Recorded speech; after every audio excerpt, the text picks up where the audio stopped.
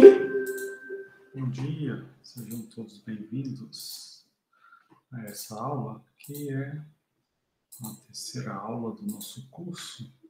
E nessa aula a gente vai analisar o papel da abordagem keynesiana. Até então, nós tínhamos visto como a escola clássica olhava para essa questão da demanda e da oferta. Primeiro, a gente viu como a escola clássica olhava para a questão do emprego e do produto da economia. Depois, a gente viu o lado monetário, que é como a escola clássica via os preços da economia, taxa de juros e moeda. E agora a gente vai começar a ver essa transição da escola clássica para o sistema keynesiano. Quando a escola clássica pôs toda a sua estrutura, houve uma tradição onde ficou claro, tanto para os clássicos como para os primeiros economistas neoclássicos, como Alfred Marshall, que a gente tinha uma questão de função de produção, que era assim: o produto era a função de capital e trabalho. E aí, se eu tenho um estoque de capital e um estoque de trabalho, esse estoque de capital, esse estoque de trabalho estão limitados, então, para a escola clássica, o que é que ia acontecer? Isso limitava o produto da economia. Existia alguma forma da gente impedir que esse produto da economia ficasse limitado? A ideia, então, seria fazer alguma coisa assim, como se o produto da economia fosse em função não apenas de capital e trabalho, mas de um outro fator que a gente vai chamar aqui de produtividade A. Ou seja, o que a produtividade faz? Talvez ele tenha essa mesma quantidade de capital fixo, talvez eu tenha essa mesma quantidade de trabalho fixo, mas a forma como eu combino capital e trabalho pode ser uma forma que faz com que o capital fique mais produtivo, o trabalho fique mais produtivo. Especificamente, se for o trabalho que ficar mais produtivo, autores posteriores, como Arthur Lewis e Schultz, foi o que eles fizeram. Eles desenvolveram, também Gary Becker, o conceito de capital humano. Então, a ideia é, caso eu tenha uma quantidade fixa de mão de obra, mas essa mão de obra está estudando, está se aprimorando, está aprendendo novas técnicas, essa mão de obra é capaz de aumentar a sua capacidade e sua habilidade. Isso faz com que a sua produtividade vá aumentar. E aí isso é capaz de fazer com que, mesmo havendo esse limite de capital e esse limite de trabalho, a gente tenha algo como o quê? Algo assim, ó. O produto está subindo, mesmo havendo limite de capital e limite de trabalho. Mas, obviamente, isso não era muito pensado na escola clássica, né? Não era muito enfatizado. Alguns autores enfatizavam isso, mas nem todos. Com relação às políticas, quando a gente pensa em política fiscal, a gente está falando de quê? Modificação ou de impostos ou modificação de gasto do governo. O que é que os clássicos pensavam? Aumentar ou diminuir os impostos não vão alterar a demanda. Por quê? Nem demanda, nem produto, nem emprego. Por quê? Porque aumento ou diminuição de impostos não está modificando nenhum desses fatores aqui. Né? Não está modificando nem capital, nem está modificando trabalho. Né? Se não modifica nem os dois, então não tem como alterar o produto da economia. Não altera o produto, não altera também o emprego. Esses fatores podem ser alterados por quê? Pela curva de oferta, não pela curva de demanda. Então, quando o Keynes entra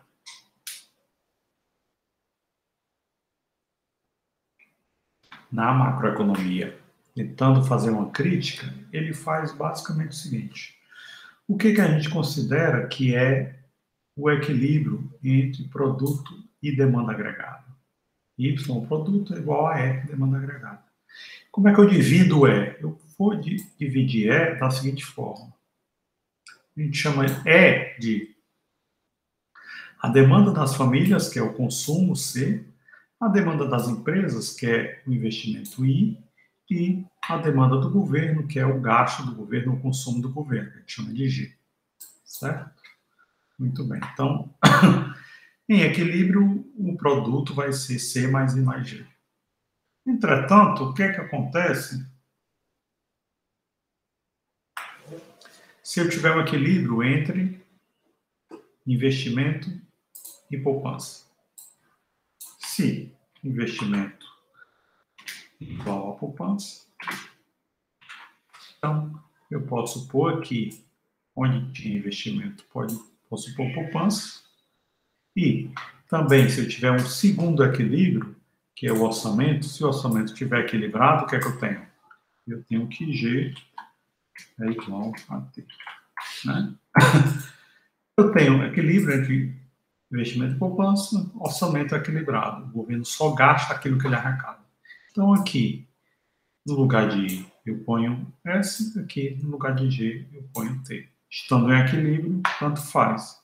Por ou T ou G, tanto faz por ou S ou I. Mesma coisa. Se ambos estiverem em equilíbrio, então tanto faz. Com isso, a gente pode representar o produto em termos de consumo, poupança e tributos, ou consumo, investimento e gasto do governo. Certo? A gente está representando dessa forma, pelo lado da demanda, consumo, investimento e gasto do governo. O que acontece quando a gente igualar? Obviamente, quando a gente igualar consumo, cancela com consumo, eu tenho essa igualdade aqui. Poupança mais tributos tem que ser igual a o lado da demanda sem as famílias, que é o quê? Investimento mais gasto do governo. Com orçamento equilibrado, poupança é igual a investimento. E aqui eu estou diferenciando o que seria o IR. Seria o investimento que foi planejado, certo? Posso chamar de I, posso chamar de R, tanto faz. Daqui a pouco a gente vai ver por que existe essa tentativa de diferenciar o investimento IR ou I. Muito bem. Como a gente viu com os clássicos, a gente tem o quê? A gente tem a economia, que ela funciona de que forma? Por um lado, estão os bens e serviços que são produzidos e vendidos, por outro lado, existe a moeda, que deve pagar esses bens e serviços. Quando a gente tem um sistema apenas com dois setores, as famílias e as empresas, a gente tem o quê? A gente tem as empresas contratando as famílias. As famílias são as donas de tudo. As famílias são donas de mão de obra, que são os próprios trabalhadores. As famílias são donos de capital. Então, o que a empresa faz? Ela aluga o capital das famílias, ela contrata os trabalhadores das famílias. As famílias também são donas de terras, portanto, as empresas, elas pagam o empréstimo das terras para as famílias. As famílias também são donas de capital financeiro. Então, aqui essa renda nacional é o quê? A gente pode dizer que essa renda nacional, ela vai ser tudo isso, né? Vai ser igual a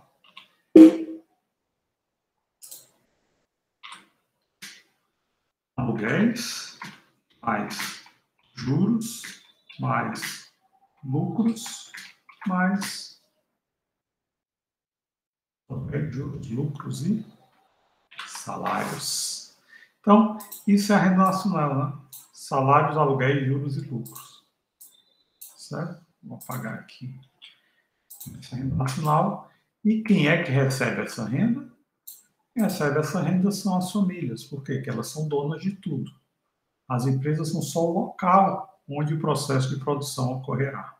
E aí, as empresas produzem, é gerada a renda nacional que vai para as famílias. O que as famílias fazem com essa renda nacional? Uma parte elas consomem, então uma parte volta para as empresas como pagamento pelo consumo dos bens que as famílias consumiram, né?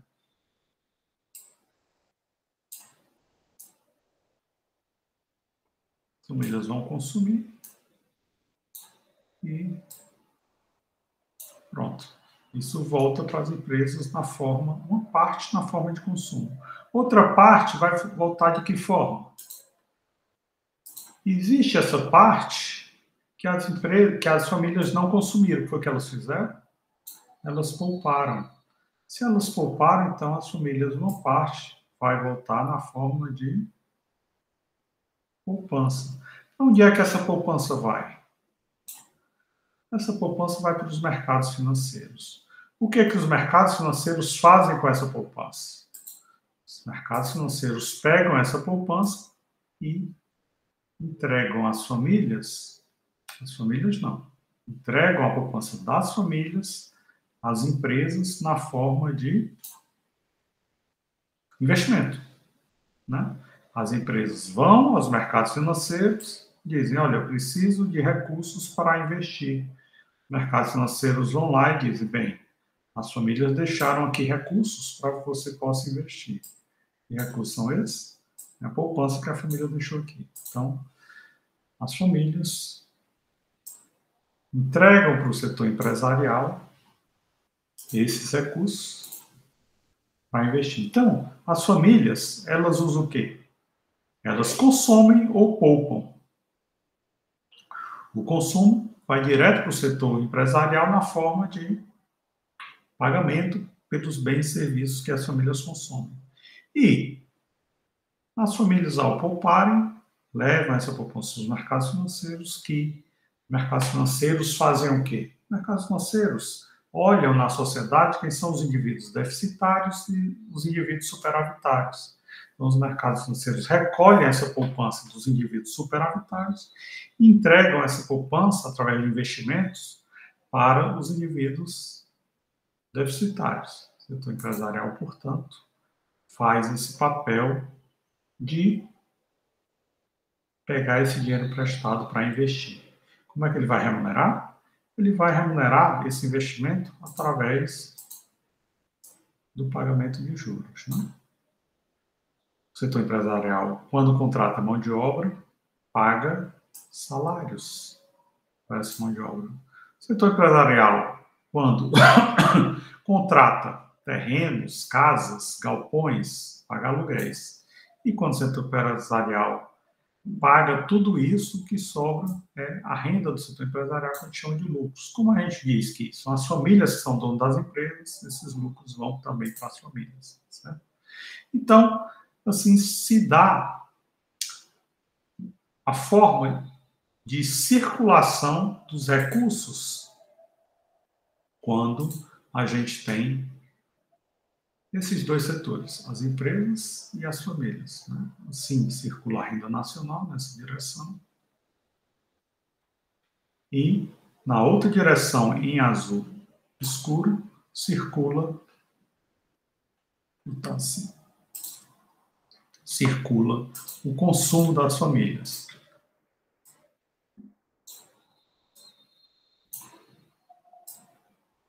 Muito bem.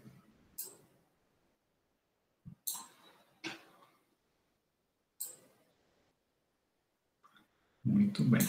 Vamos lá.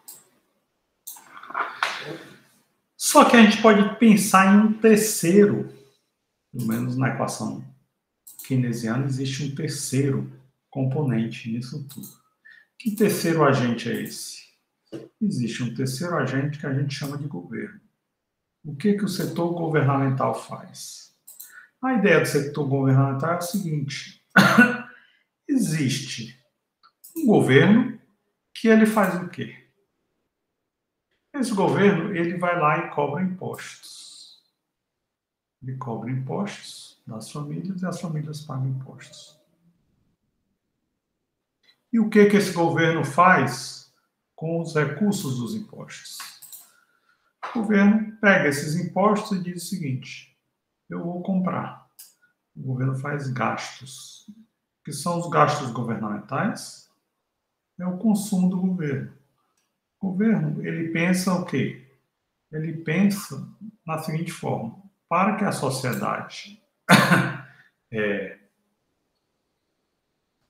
funcione bem, é necessário alguns bens que o setor privado não se interessa em produzir.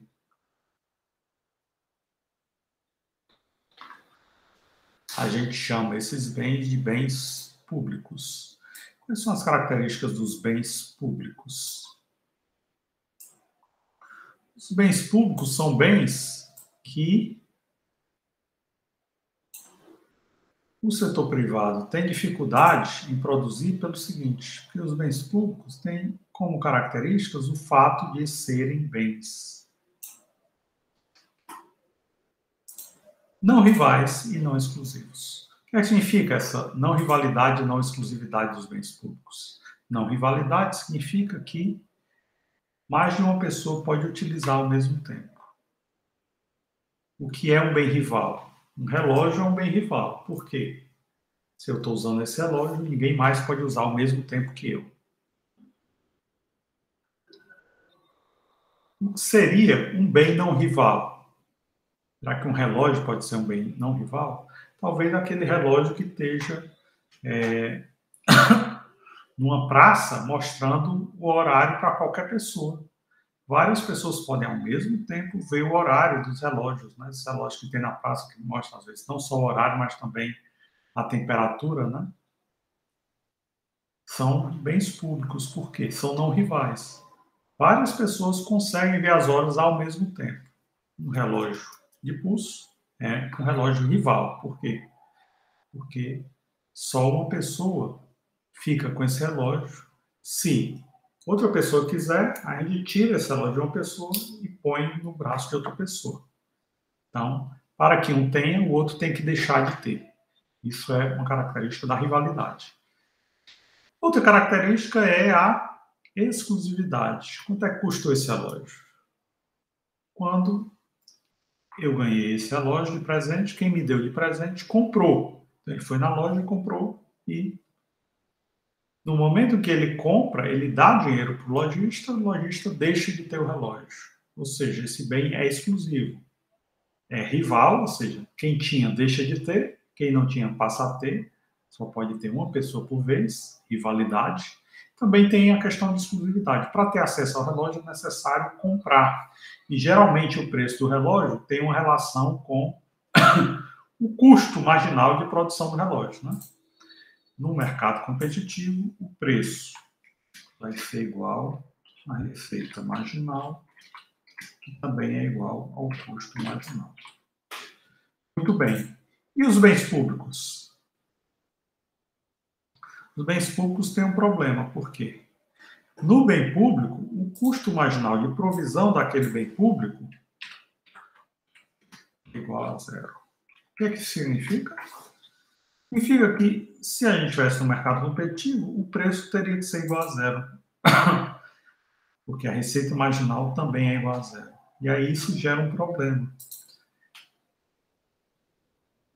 Como é que a gente põe numa praça um relógio para exibir as horas e a temperatura? Existe um custo para isso, né? Cada pessoa a mais que vê a hora e a temperatura nesse relógio não está tendo um custo adicional, né? O custo marginal é igual a zero, mas o custo total é diferente de zero. O custo médio é diferente de zero. Só o custo marginal que é igual a zero. E aí? Como é que a gente financia esses relógios em praças públicas? Então, o setor privado não vai se interessar em pôr relógios em praças públicas, vai ser o setor governamental que vai ter interesse em fazer isso. Só que o setor governamental lida com um problema, que é o quê? Como eu vou financiar esse bem público se o custo marginal dele é igual a zero? É difícil calcular o custo. No mercado competitivo, a gente calcula o custo igual ao custo marginal. Quando o custo marginal é igual a zero, qual é o preço que eu vou cobrar? Zero. E aí? Porque o custo médio não é igual a zero. O custo total não é igual a zero. Como prover esse bem? O setor governamental tenta resolver isso através da cobrança de impostos, né? Ou seja, ele cobra impostos, provê esses bens públicos, ou seja, faz gastos, contrata empresas que produzem relógios para pôr esses relógios na praça pública. Esses gastos governamentais vão para essas empresas fornecem os relógios para os governos, e esses governos põem esses relógios em praças públicas. Muito bem. Basicamente, por que essas empresas não fabricam elas mesmas os relógios para pôr em praças públicas? Porque elas não vão receber nenhuma receita. A receita marginal seria igual a zero, né? Porque iguala o custo marginal do bem público. Então, o governo faz isso cobrando impostos. Muitas pessoas que nunca passaram numa praça pública, nem viram nenhum relógio, nem a temperatura, vão pagar por esse relógio. Pessoas que estão o tempo todo passando na praça, fazendo exercício na praça, olhando o relógio, olhando a temperatura, pagam só uma parcela dos impostos que financia esse relógio. Não pagam todos os impostos que financiam, embora ela possa consumir muito mais do que sua parcela de impostos. Então, esse é o grande problema dos bens públicos. O setor privado não se interessará em fornecer, e quando o setor governamental fornecer, haverá pessoas que vão ser consumidores líquidos de bens públicos e pessoas que serão pagadores líquidas de bens públicos. Quando eu falo líquido, é a diferença entre o consumo e o pagamento de impostos, né? Algumas pessoas pagarão impostos baixos, mas vão consumir muitos bens públicos. Outras pessoas vão consumir poucos bens públicos e vão pagar relativamente impostos mais altos. Muito bem. Quando a gente põe, então, o setor governamental, a gente torna o sistema mais complexo, né? A gente tem, por esse lado, uma circulação de recursos na forma de moeda para consumir bens e serviços públicos, tanto por parte do governo, quanto por parte das famílias que fizeram essa poupança, né? Então, famílias e governo estão fazendo esse processo de moeda circulando para comprar os bens e serviços públicos produzidos pelas empresas. E, por outro lado, a gente tem, dessa forma, a circulação de bens e serviços. As empresas fornecem bens e serviços para as famílias e também para o governo, né? Muito bem. Então, a gente tem esse fluxo circular da renda e do produto da economia. E esse fluxo circular, ele vai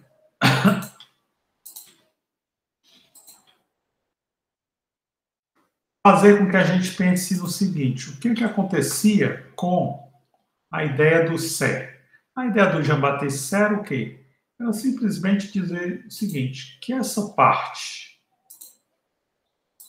de cima do fluxo de geração de renda e de produto equivalia a essa parte de baixo do fluxo de pagamentos por essa renda e produto. Por isso que ele disse aquilo, que toda vez que um processo de produção gerar renda, ele vai gerar renda suficiente para pagar todo esse processo, ou seja, um lado equivale ao outro.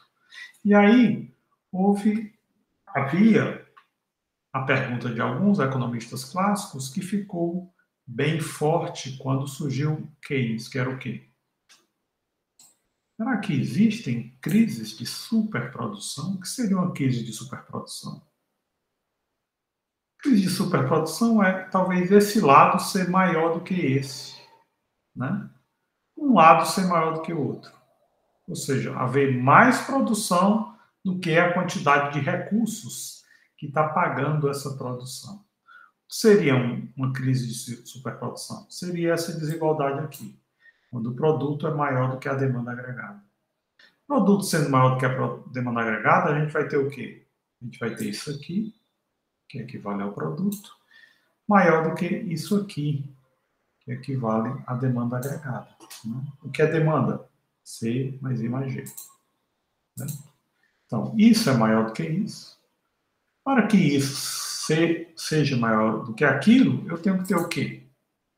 O que acontece se S é igual a esse IR e o governo tem um orçamento equilibrado?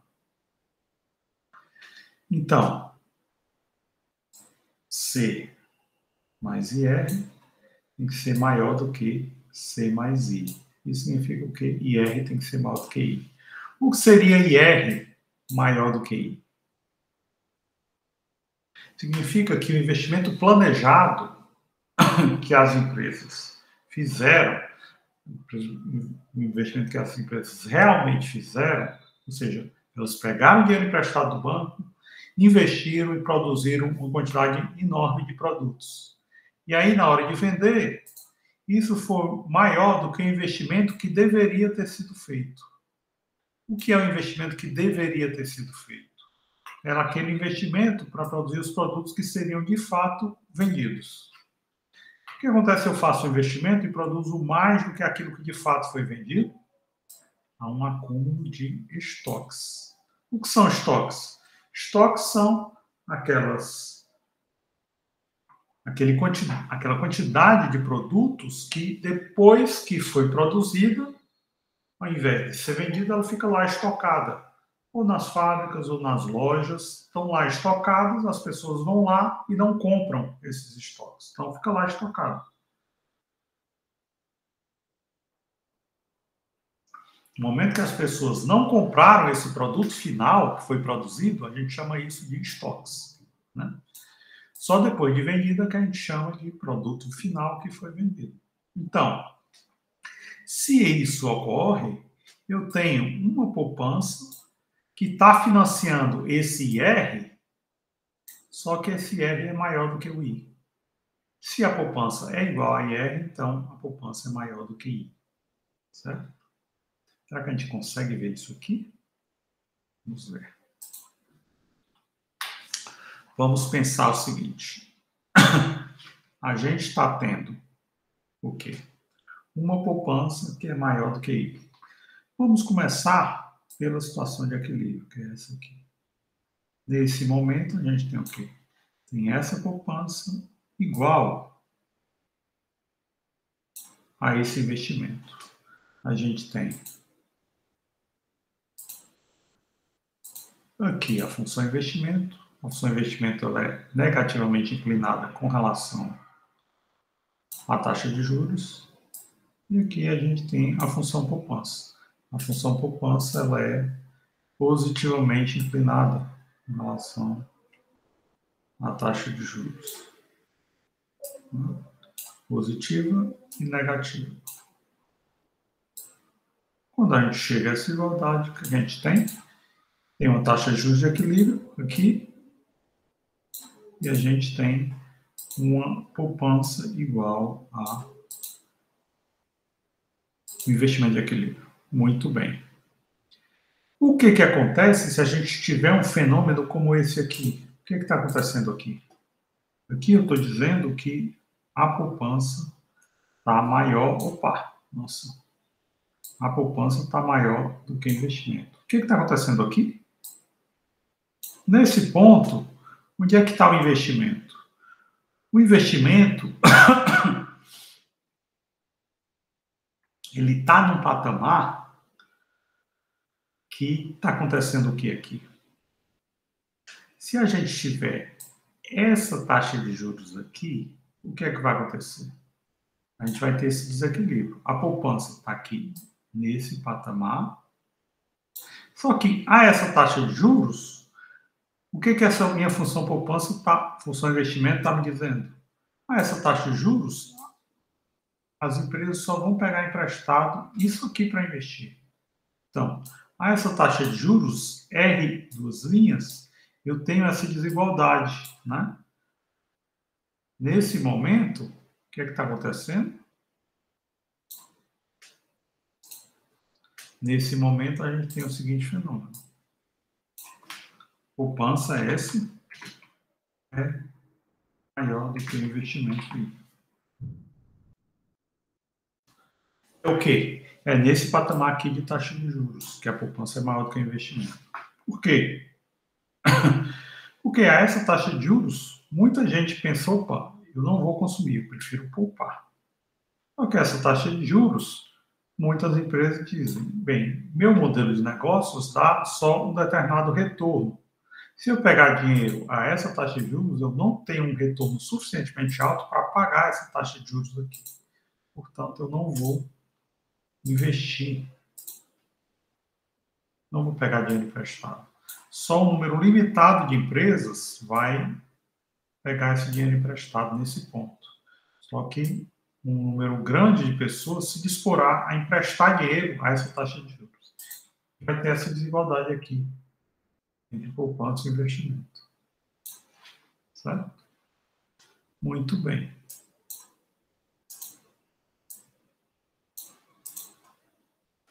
O que acontece? Então, nesse momento, muita gente abrindo mão de consumo e querendo poupar, menos investimento. Só que foi o investimento que de fato ocorreu.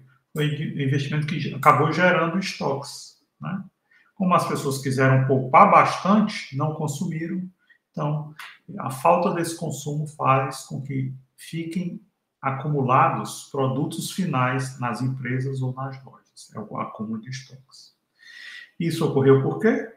Porque a demanda foi fraca demais, foi menor do que o produto. Isso é um caso de crise de superprodução. E quando ocorrer algo diferente? O que é isso aqui? Aqui a demanda está maior do que o produto. O que acontece quando a demanda é maior do que o produto? A demanda é maior do que o produto é um fenômeno como esse aqui. Imagine se a taxa de juros está nesse patamar aqui. O que é que vai acontecer se a taxa de juros vem para esse patamar? Nesse patamar, poucas pessoas vão se disponibilizar a poupar. Né? A poupança. O que acontece com a poupança nesse patamar? Nesse patamar, a poupança vem para cá, esse nível de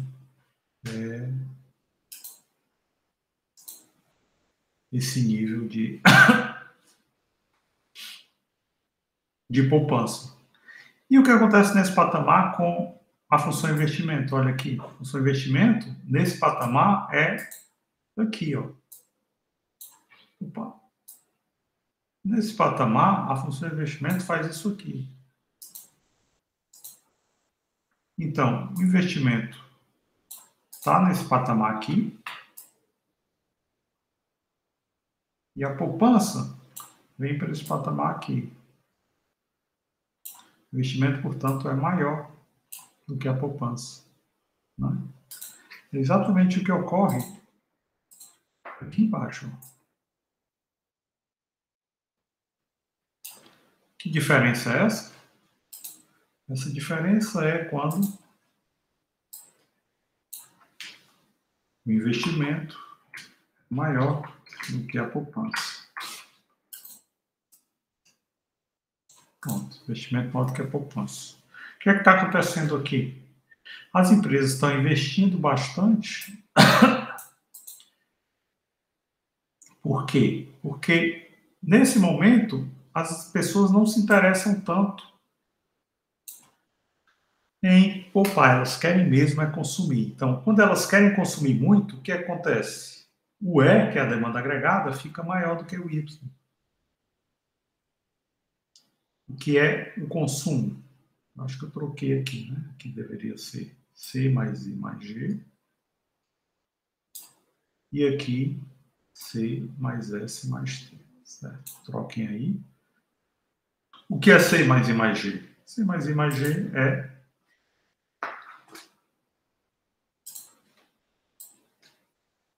C mais I mais G é demanda agregada, certo? E o que é C mais S mais T? C mais S mais T é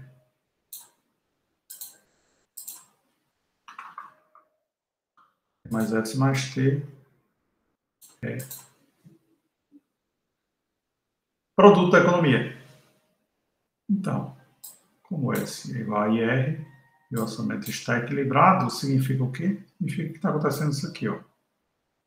I é maior do que S. Ou seja, o investimento que de fato ocorreu é menor do que o investimento que deveria ter ocorrido para igualar a demanda. A demanda está muito alta. Então, o produto que foi fabricado pelo investimento que de fato ocorreu é um produto menor do que deveria ser. Por quê? Agora a gente tem um problema de insuficiência de estoques. Ou seja, as empresas fabricaram, quando põem para fora da fábrica, tudo é vendido imediatamente. Ou seja, não tem estoques para satisfazer a demanda. Então, a gente pode ter esses dois problemas. Como é que a gente resolve esses dois problemas?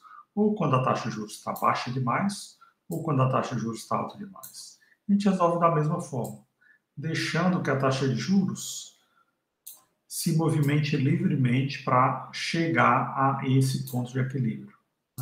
Quando a taxa de juros se movimenta e consegue atingir esse ponto de equilíbrio, significa o quê? Isso significa que, nesse ponto, R estrela, a gente tem essa igualdade, poupança igual investimento. É assim que a gente consegue evitar uma crise de superprodução, ou seja, acúmulo de estoques, ou uma crise de insuficiência de estoques, produção muito baixa. Certo? Dado isso, vamos ver agora os componentes da demanda agregada. A gente chamou os componentes da demanda agregada o quê? Consumo, investimento e gastos do governo. A gente começa com a função consumo. Como é que a gente pode falar que é a função consumo? A gente pode chamar a função consumo dessa forma: C mais A, C igual a mais B, YD. Esse B, YD também pode ser dito de outra forma. Aqui, função consumo é igual a A mais B. Ao invés de eu chamar YD, que é a renda disponível, eu vou dizer o que é renda disponível. É a renda depois que os impostos foram pagos. Né? Então, isso é a mesma coisa de renda disponível. Né? Renda disponível é depois que os impostos são pagos, certo? Aqui eu estou chamando de YD.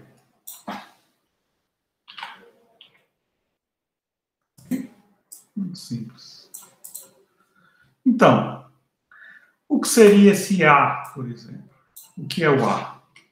O A é aquele consumo que ocorre mesmo quando a pessoa não tem renda. Por exemplo, vamos zerar aqui esse YD.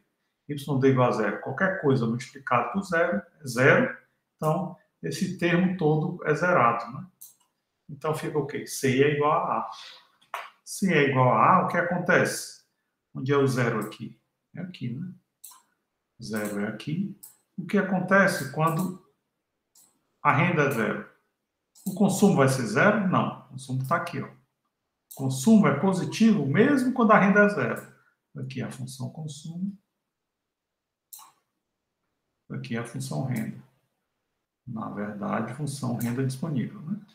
Renda disponível, consumo. Aqui a renda é zero. Mas o consumo é o quê? Ele é alguma coisa acima de zero.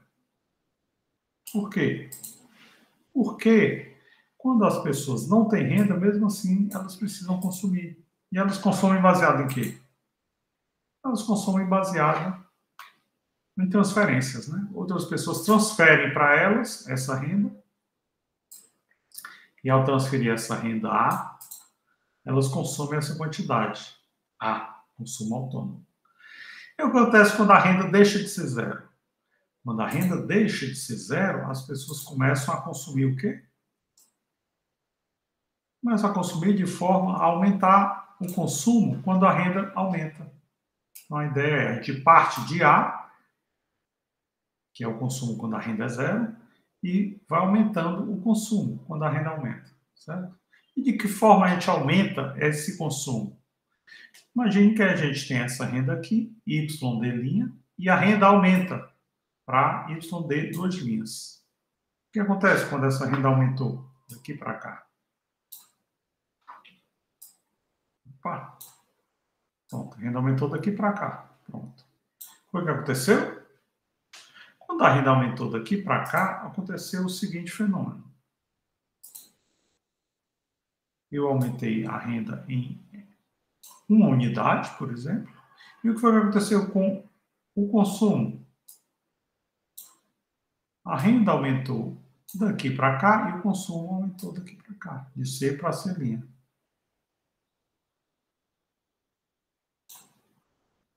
Então, a renda aumentou em 1 unidade e o consumo aumentou em quê? Em B unidades. Né?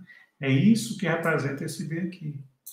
Esse B nos diz quanto o consumo vai aumentar, dado que a renda aumentou em 1 unidade. Toda vez que a renda aumentar em 1 unidade, o consumo vai aumentar em B unidades. Né?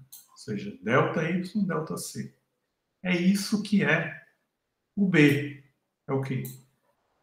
Dado que ΔY variou, dado que a renda variou, ΔY, quanto foi que o consumo variou? ΔC. É dado por B. A gente chama isso de propensão marginal a consumir. O A é consumo autônomo, ou seja, o consumo que não depende da renda, e o B é a propensão marginal a consumir, o consumo que depende da renda. Ok? Muito bem. Quando a pessoa tem um consumo autônomo, significa o quê?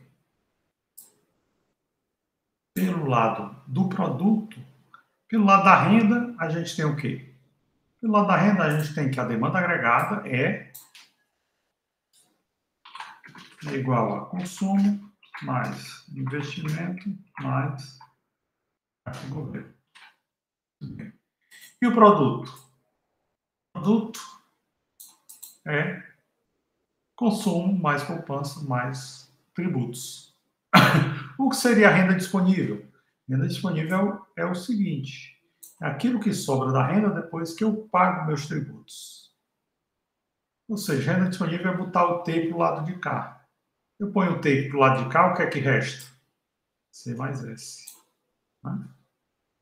Então, renda disponível é C mais S. E o que é que a gente chama de T? O que é que o governo pode fazer? T são os impostos. Só que, se há pessoas que têm consumo autônomo, o que é que a gente pensa nesse consumo autônomo? A maioria das pessoas que a gente chama que tem consumo autônomo são o quê? As crianças, né? Os bebês.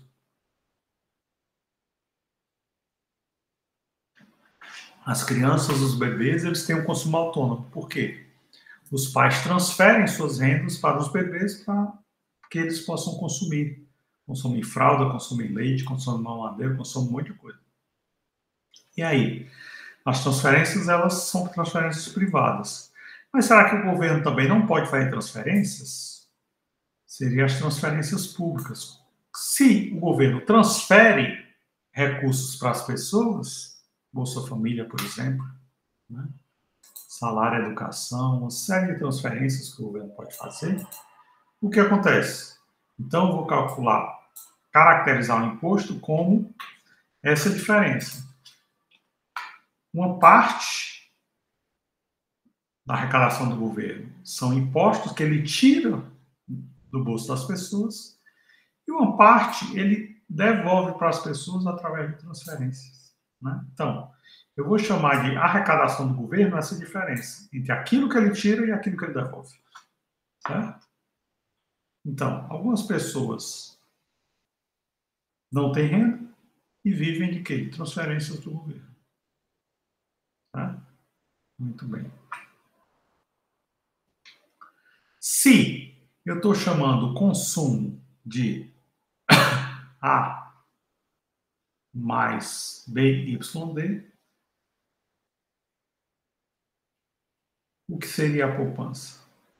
Eu vou chamar a poupança de menos A mais 1 menos BYD. Certo? O que seria 1 menos B?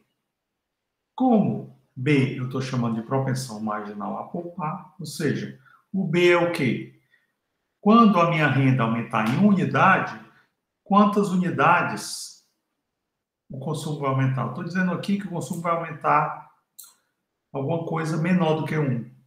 O que é que isso significa? Significa que se a pessoa tem um aumento de salário de R$100, ela não vai consumir todos os R$100. Talvez consuma R$80, R$90. Então, esse B é menor do que 1. Ela não vai devotar tudo ao consumo. E graficamente a gente pode ver B como a declividade dessa reta, a reta de consumo. Certo? A inclinação dessa reta é B. Muito bem.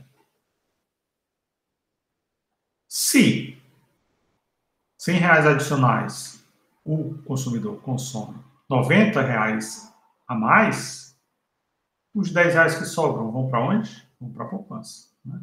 E por isso que a gente chama de propensão marginal a consumir 1 menos B. Se B é 0,9, 1 menos B é 0,1. Certo? Com isso, a gente desenha a função poupança desse jeito. Né? Quando a renda é zero, o que será a função poupança? Ela parte de menos A, que é o quê? Menos a função consumo. Então, ela parte daqui, a renda ainda é baixa, e aí ela consome menos do que sua renda. Consome mais do que sua renda. Quando é que a poupança passará a ser positiva? Aqui, a renda é suficiente só para cobrir o consumo autônomo dela. Ela não poupa. Poupança é zero. Aqui, ó, zero, né? A partir desse momento é que a renda é suficientemente grande para ela começar a poupar. Até aqui, o que estava acontecendo? Até aqui, todo aumento de renda que ela tinha, ela devotava todo para o consumo. Devotava esse aumento de renda todo para o consumo, por quê? Porque ela tinha um consumo autônomo que era maior do que a sua renda. A partir daqui, ela devota toda a sua renda ao consumo e não sobra nada, mas ela não consome como consumo autônomo mais do que a sua renda. Aqui já se torna igual. E a partir daqui, quando a renda aumentar ainda mais, é que ela vai ter poupança positiva. Muito bem. E aí, então, o que acontece quando a renda aumentar em uma unidade aqui? Quando a renda aumentar em unidade, o que, é que vai acontecer com a poupança? A poupança vai aumentar em 1 menos B unidades. Né? Se aqui for 1, aqui vai ser 1 menos B. E, obviamente, o 1 menos B é a declividade da função poupança. Né? A declividade dessa função poupança vai ser 1 menos B. Essa é a função poupança, mas a gente já viu. E quando a renda disponível ultrapassar determinado patamar, é que a poupança vai ser positiva. Muito bem. Como a gente está falando bastante de poupança, talvez seja a hora de falar da nossa segunda função da demanda agregada. Demanda agregada tem 3 funções. A primeira é o consumo. A segunda vai ser... Opa, o que eu fiz? Baixei aqui. Travou.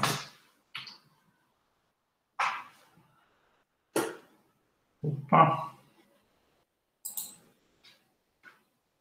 Parece que eu exagerei aqui, né?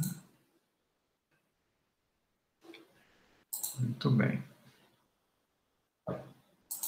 Se eu paro a apresentação para voltar. Só um minutinho.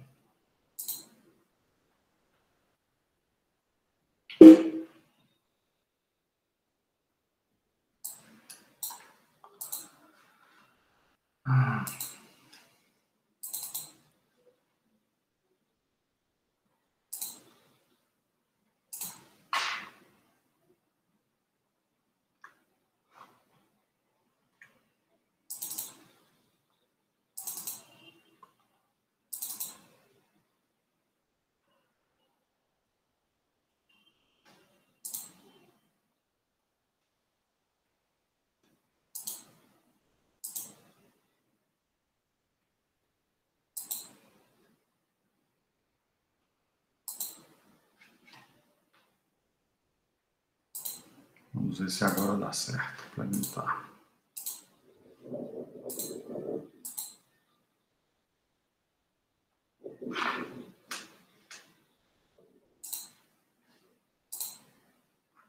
Acho que eu exagerei por aqui.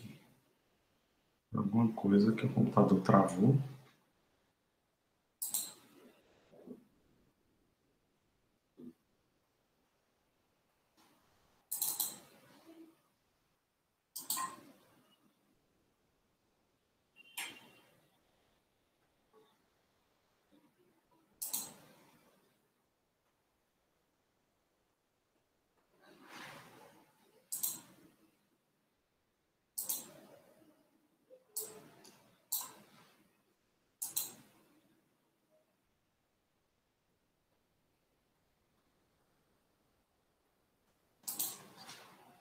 Ver se fechando agora dá para abrir de novo. Parece que sim.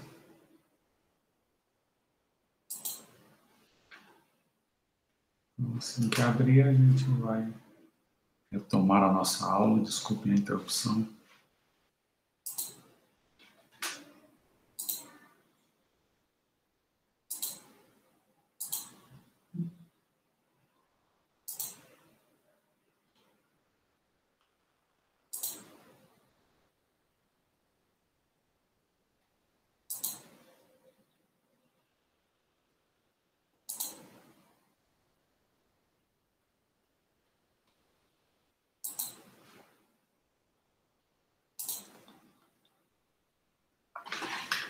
Não está dando certo.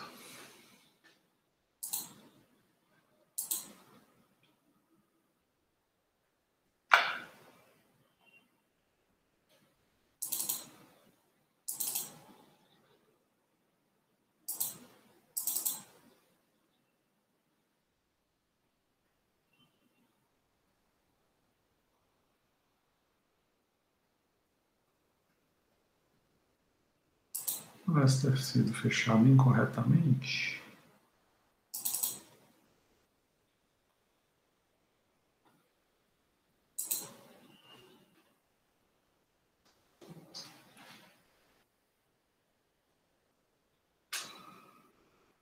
Então vamos ver se a gente trabalha com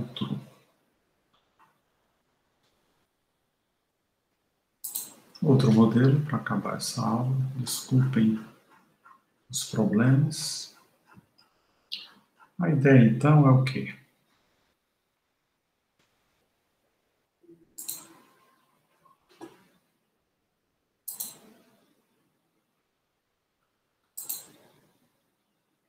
Bem, vamos retomar.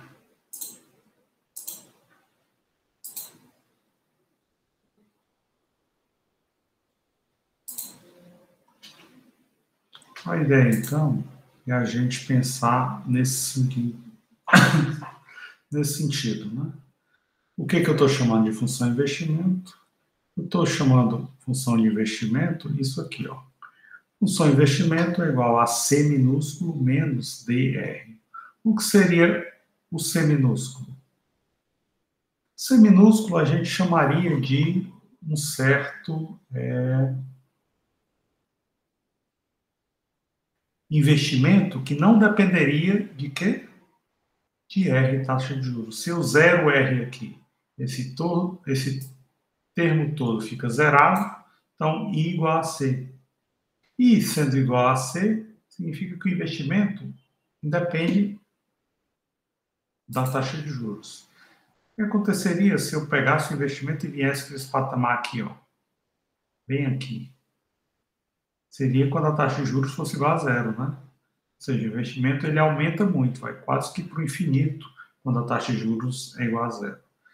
Só que, como a taxa de juros não, a maioria das vezes não tende a zero, então tem uma taxa de juros que faz com que o investimento, que é negativamente inclinado com relação à taxa de juros, ele não seja tão grande assim.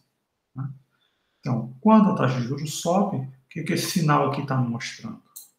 Sinal de negativo, à frente de D, me mostra a relação entre investimento e taxa de juros, que é uma relação negativa. Por isso que essa função de investimento ela é negativamente inclinada com relação ao eixo vertical, o eixo onde fica a taxa de juros. Então, o investimento é negativamente inclinado com relação à taxa de juros, a poupança é positivamente inclinada com relação à taxa de juros, a gente já viu, e a função poupança é essa aqui, menos A mais 1 menos B, renda disponível, e a função investimento é C menos DR. Então, quando a gente tem essa igualdade, poupança igual a investimento, eu tenho a taxa de juros de equilíbrio, eu tenho a igualdade entre poupança e investimento aqui. Muito bem. C, investimento autônomo, investimento que não depende da taxa de juros, e a gente chama D de propensão marginal a investir. O que a propensão marginal a investir nos diz? Ela nos diz que quando a taxa de juros aumentar, o investimento vai cair em D unidades. Muito bem. A última variável a gente chama de gasto do governo. A gente vai considerar nesse momento a variável gasto do governo como uma variável exógena. Sendo exógena, então, os gastos do governo nesse momento não dependem da arrecadação, não dependem da renda da economia, não depende de nada. O governo gasta quanto ele quiser. Obviamente, essa equação 4, que é a equação de gasto do governo, não dependendo de nada nem de ninguém, ela é provisória, né? Em algum outro momento, a gente vai relaxar essa hipótese e a gente vai pôr gasto do governo dependendo da arrecadação ou dependendo da quantidade de títulos públicos que o governo for exercitar. Muito bem. Determinação da renda de equilíbrio. O que a gente tem? A gente tem que o produto ele é igual à demanda, ou seja, a oferta da economia é igual à demanda, né? Ou seja, Y igual a gente vai dizer, então, que o Y vai ser o quê? O que é a demanda? C mais I mais G, que a gente acabou de ver, né? O que é o C? A gente chamou C de A mais B, que multiplica a renda disponível. Ou seja, a função consumo é A mais B, que multiplica Y menos T. Eu posso, ao multiplicar B com Y e B com T, eu tenho isso aqui. E, por último, eu somo o quê? Somo o investimento e somo o gasto do governo. Então, eu tenho que o equilíbrio vai me dar o produto de equilíbrio é igual a todos esses termos do lado direito da equação. Se eu pegar tudo que tem Y e pôr para o lado esquerdo, eu ponho esse BY para cá, aí fica Y menos BY, é igual a tudo que tem do lado direito. Eu ponho Y em evidência e ponho tudo que não tiver Y para o lado direito. Com isso, eu tenho a famosa equação dos gastos autônomos de Keynes. A gente chama essa equação aqui, equação 5. O que é? Eu divido a renda de equilíbrio, aqui, Y estrela, em dois termos. A renda de equilíbrio é igual ao quê? Tem o primeiro termo, que eu chamo multiplicador dos gastos autônomos, e tem o segundo termo, que eu chamo gastos autônomos. O que são os gastos autônomos? A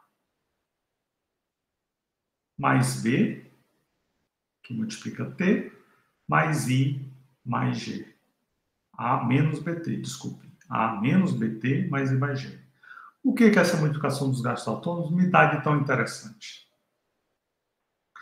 Esse multiplicador dos gastos autônomos, ele mostra o seguinte, dependendo de quanto for B, eu vou conseguir captar o impacto que um aumento ou queda de tributos, que um aumento ou queda de investimento, que um aumento ou queda de gasto do governo vai ter sobre o produto da economia.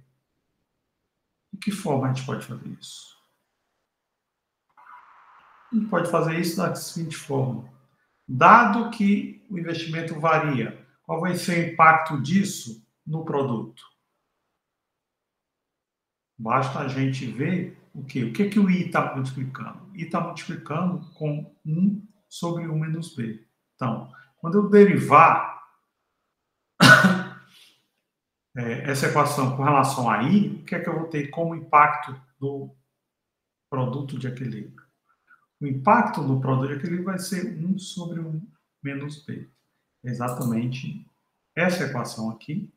Y, delta Y sobre delta I é igual a 1 sobre 1 menos B. E aí é interessante a gente notar o seguinte: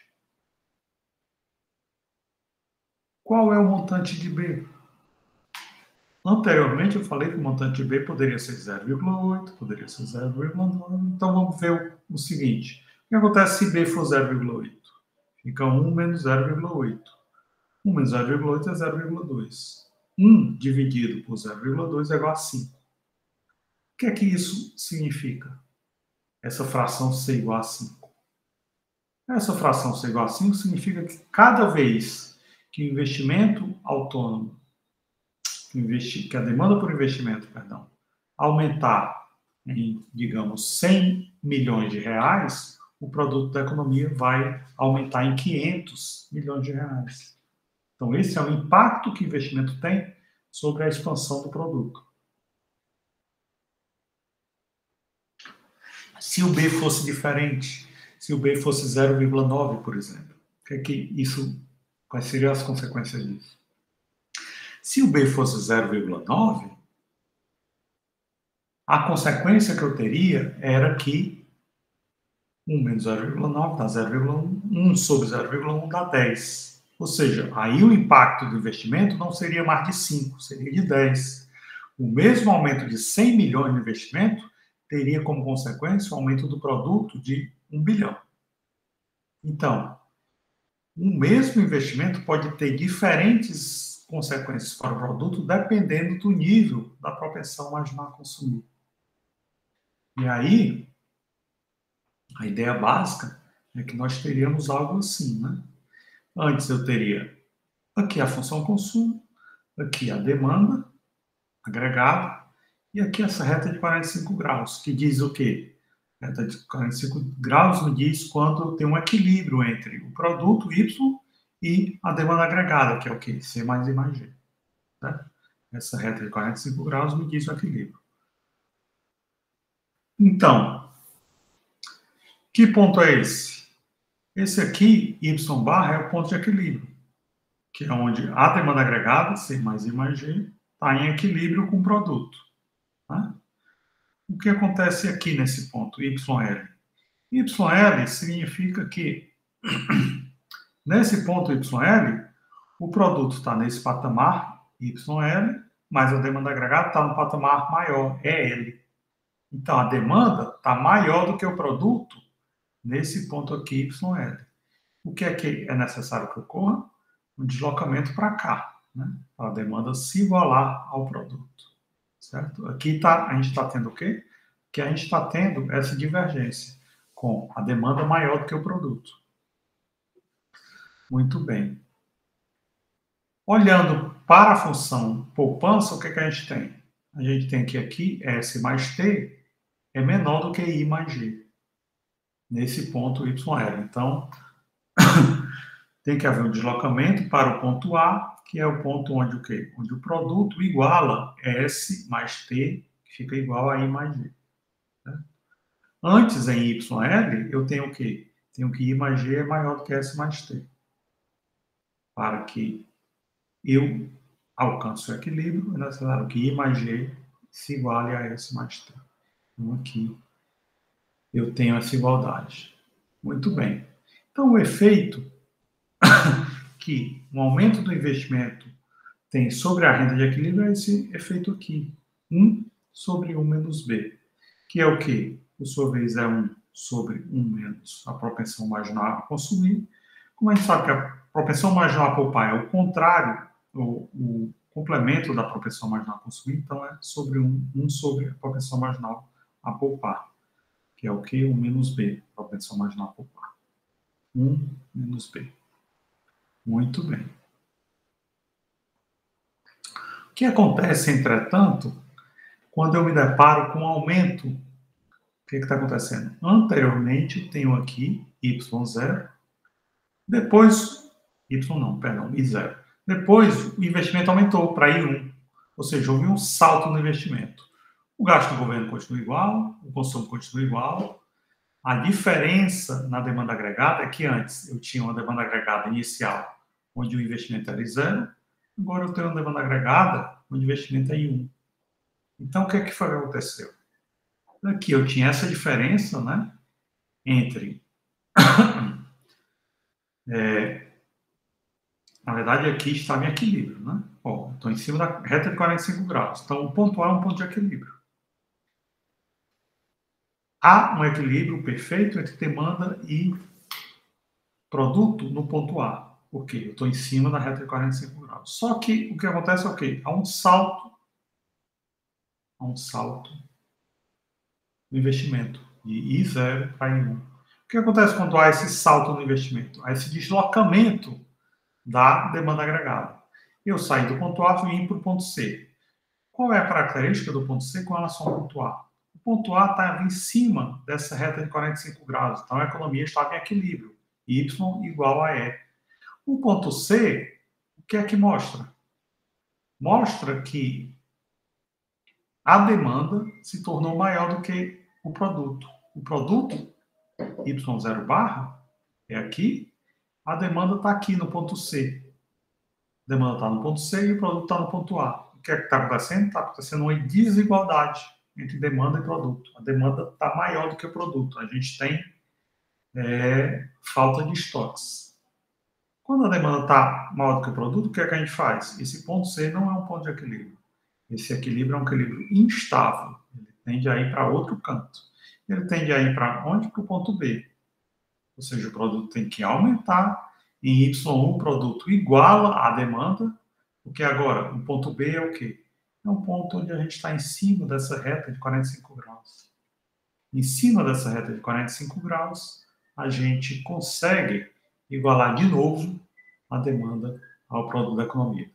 Ou seja, o ponto E1 é um ponto onde eu agora tenho um novo investimento, gasto do governo permanece igual, consumo permanece igual, mas agora a demanda iguala o produto no novo ponto onde o investimento é maior do que o investimento anterior.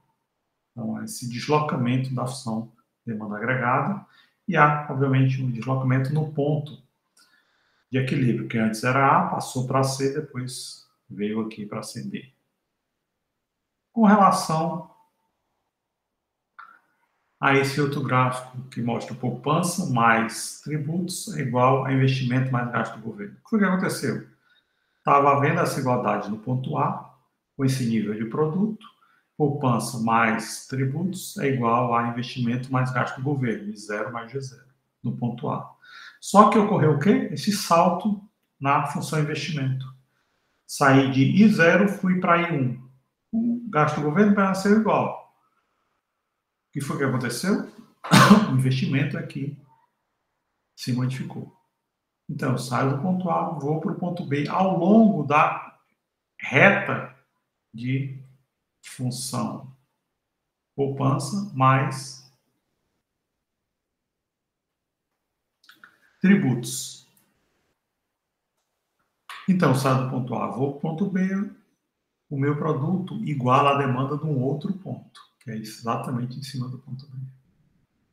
Basicamente, qual seria a consequência se o que tivesse aumentado não fosse o I, fosse o G? Seria basicamente a mesma coisa. Por quê? Porque tanto o G quanto o I tem esse efeito multiplicador. Olha lá em cima como é o I. O I tem esse efeito multiplicador. Qual é o efeito multiplicador do I? O investimento afeta o produto da seguinte forma: 1 sobre 1 menos B. E o gasto do governo afeta o produto de que forma? Da mesma forma, 1 sobre 1 menos B. Então, o efeito tenderia a ser o mesmo. Por quê? Porque basta a gente olhar a equação lá em cima. A equação dos gastos autônomos é o quê? O I está multiplicando só o quê? 1 sobre 1 menos B. O G, quando nada mais muda, só o G que muda, também o efeito é 1 sobre 1 menos G. A única coisa que difere é o quê? Tributos. Tributos multiplica o quê? Menos B. Então, qual é o impacto de uma variação dos tributos sobre a renda da economia? Seria menos B que multiplica menos B dividido por 1 menos B. Então, basicamente, o que a gente tem? A única coisa que teria um impacto diferente seria uma variação dos impostos. Um aumento ou queda, né? E o interessante é o quê? Que o menos B me mostra o quê? Que a direção da variação dos impostos é uma direção contrária da variação do produto da economia. Por quê? Por causa do sinal de menos aqui na frente. Né? Se eu aumentar os impostos, qual vai ser o impacto sobre a economia? O sinal de menos mostra que vai ser negativo. Se eu aumentar os gastos, qual vai ser o impacto na economia? Que tem um sinal de mais, né? Que está implícito. Então, vai ser positivo. Se eu aumentar o investimento, qual vai ser o impacto sobre a economia? Também está implícito, um sinal de menos aqui na frente. Também vai ser positivo. Né? Muito bem. O que aconteceria, portanto, se eu tivesse um aumento de impostos? Aqui eu tenho impostos iniciais, T0, depois os impostos foram aumentados para T1. O que acontece? Em T0 eu estou aqui no ponto A, onde a demanda é igual ao produto da economia, estou em cima dessa reta de 45 graus, só que quando os impostos são aumentados, o que acontece? As pessoas têm menos dinheiro para consumir, então a demanda agregada cai, vou para baixo. E aí eu saio do ponto A, vou para o ponto B. O produto que era Y0 cai para Y1. Por quê? Porque agora as pessoas têm menos dinheiro no bolso, vão consumir menos. Então, o aumento de impostos gera queda da economia. Por causa daquele sinal de menos, né? Isso equivale a quê? Eu tenho essa igualdade, I mais G é igual a S mais T. O S mais o T0 faz com que o ponto A seja o ponto de equilíbrio inicialmente, mas aí quando eu deixo de ter T0 e passo a ter T1, o que acontece? Essa função, poupança mais tributos, varia para cima. Como I mais G não varia, então eu saio do ponto A e vou para o ponto B, que é um ponto onde o produto da economia é maior. O que aconteceria se o governo procurasse equilibrar o orçamento aumentando impostos no mesmo montante de aumento de gastos? A gente tem que ver os dois efeitos. Esse multiplicador é o chamado multiplicador do orçamento equilibrado, também chamado de teorema de Havelmo, graças a um economista, não sei se ele é sueco ou finlandês, ou norueguês, da Escandinávia, que descobriu isso aqui. Né? Ou seja, o governo aumenta os gastos, o efeito sobre o produto da economia vai ser o quê? 1 sobre 1 menos B. Mas, ao mesmo tempo, eles aumentam os tributos no mesmo montante. Qual é o efeito disso? Então, tenho que somar com menos B sobre 1 menos B. Então, fica o quê? 1 menos B sobre 1 menos B. Isso é o quê? Igual a 1. Significa o quê?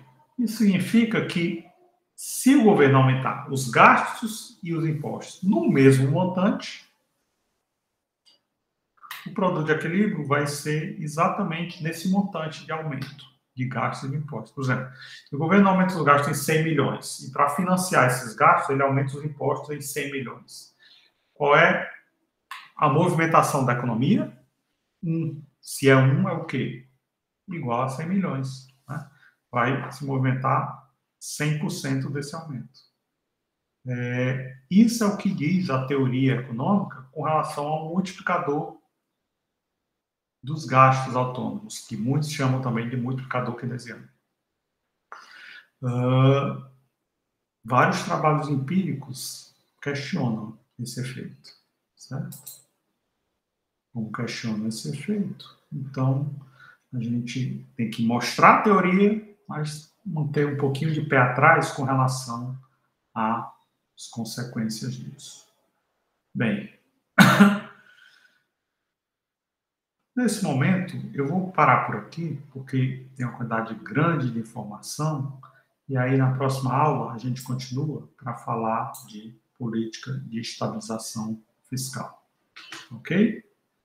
Então, nesse momento a gente para por aqui, na próxima aula a gente retoma essa aula a partir de política de estabilização fiscal, e aí eu quero que vocês tentem entender essa aula, tentem compreender com calma, porque eu acho que hoje foi uma quantidade muito grande de informação. Então, tentem absorver essa aula com tranquilidade, vejam a aula, revejam a aula, e depois a gente continua. Tenham, então, uma ótima semana, todos vocês, e até lá. Um abraço a todos, a gente se vê ao longo da semana.